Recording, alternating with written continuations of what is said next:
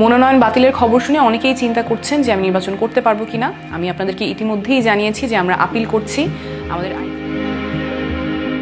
গত ৪ জানুয়ারি বাছাই পর্বে যখন ডাক্তার তাসনিম জারার মনোনয়নপত্র বাতিল করা হয়েছিল, তখন অনেকেই ধরে নিয়েছিলেন ঢাকা ৯ আসনের এই আলোচিত প্রার্থীর নির্বাচনী যাত্রা হয়তো থমকে গেছে সেখানেই। মূলত দলীয় পরিচয় নিয়ে অস্পষ্টতা এবং স্বতন্ত্র প্রার্থী হিসেবে দাখিল করা ১% ভোটারের সমর্থনে ত্রুটির অজুহাতে তার প্রার্থিতা বাতিলের সিদ্ধান্ত দিয়েছিলেন রিটার্নিং কর্মকর্তা। কিন্তু সেই সিদ্ধান্তকে চ্যালেঞ্জ করে নির্বাচন কমিশনের আপিল বিভাগে লড়াই চালিয়ে গিয়েছিলেন তিনি। অবশেষে প্রধান নির্বাচন কমিশনারের নেতৃত্বে পূর্ণাঙ্গ কমিশন সেই বাধা সরিয়ে দিলেন। বৈধ ঘোষিত হল তার প্রার্থিতা।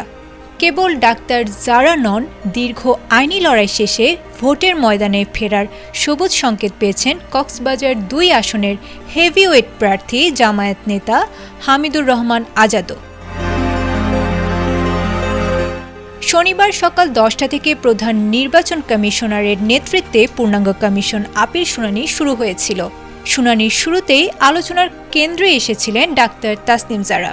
জাতীয় নাগরিক পার্টি ছেড়ে স্বতন্ত্র প্রার্থী হিসেবে লড়াই করতে চাওয়া এই প্রার্থীর মনোনয়নপত্র আগে বাতিল হলেও কমিশনের রায়ে তা এখন বৈধ। প্রার্থিতা ফিরে পাওয়ার পর উচ্ছ্বসিত তাসনিম জারা সাংবাদিকদের জানিয়েছেন তার পছন্দের প্রতীক ফুটবল নিয়ে তিনি জনসমর্থনের লড়াইয়ে নামতে প্রস্তুত। অন্যদিকে কক্সবাজার ২ আসনে জামায়াতে ইসলামীর সহকারী সেক্রেটারি জেনারেল হামিদুর রহমান আজাদও আইনি লড়াইয়ে বিজয়ী হয়েছেন। এর ফলে ত্রয়োদশ জাতীয় সংসদ নির্বাচনে তাদের অংশগ্রহণে রইল না আর কোনো বাধা। ইসির জনসংযোগ পরিচালক মোহাম্মদ রুহুল আমিন মল্লিক জানিয়েছেন, প্রথম দিনে ১ থেকে ৭০ নম্বর আপিল আবেদন নিষ্পত্তি করা হয়েছে। সূচি অনুযায়ী এই শুনানি চলবে আগামী ১৮ জানুয়ারি পর্যন্ত। ১১ থেকে ১৩ জানুয়ারি পর্যন্ত প্রতিদিন ৭০টি করে আবেদনের উপর রায় দেবে কমিশন। গত ৪ জানুয়ারি বাছাই পর্বে ৭২৬টি মনোনয়নপত্র বাতিল করেছিলেন রিটার্নিং কর্মকর্তারা।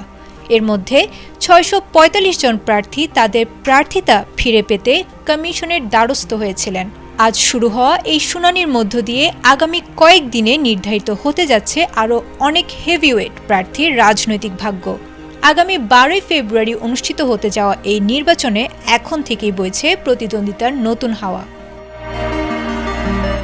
Desk report, ATN Bangla.